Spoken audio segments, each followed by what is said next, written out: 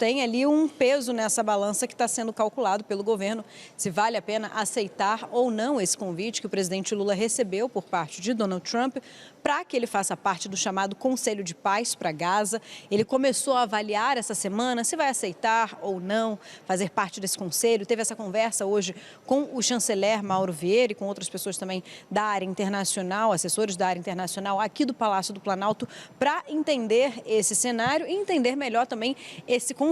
Enquanto isso, o governo brasileiro só deve se manifestar oficialmente sobre o convite que foi feito por parte de Trump quando Lula decidir se vai ou não aceitá-lo. Então, isso ainda deve demorar um pouquinho para ser anunciado. Agora, é importante a gente lembrar que a criação desse Conselho de Paz é considerado um elemento-chave para essa segunda fase do plano respaldado pela Casa Branca, por Washington, para poder encerrar a guerra no território palestino. Segundo a Casa Branca, o Conselho vai discutir questões como o fortalecimento da capacidade de governança, relações regionais, também reconstrução, atração de investimentos para aquela região.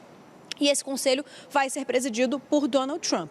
Desde o início do conflito, ali em outubro de 2023, o presidente Lula tem reiterado várias críticas às operações militares por parte de Israel na faixa de Gaza, tem defendido o cessar-fogo imediato, a criação de um Estado palestino. Essa tem sido a posição do governo brasileiro em discursos, em notas que foram divulgadas. E esse histórico de declarações pode até colocar o presidente Lula numa situação diplomática um pouco mais delicada. Isso por quê?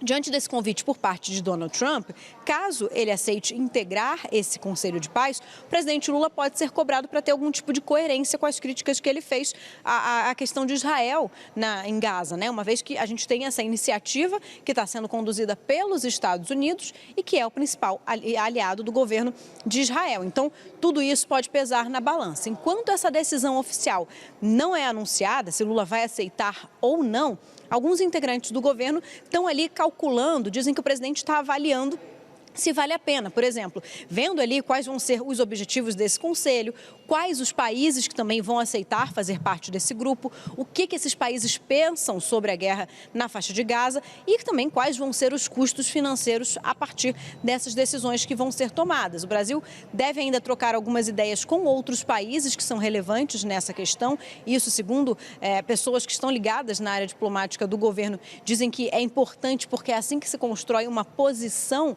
numa questão que tem tanta relevância, então é preciso conversar também com esses outros países e entender, colocar na balança esse peso de aceitar ou não o convite feito por Trump para que Lula faça parte desse Conselho de Paz.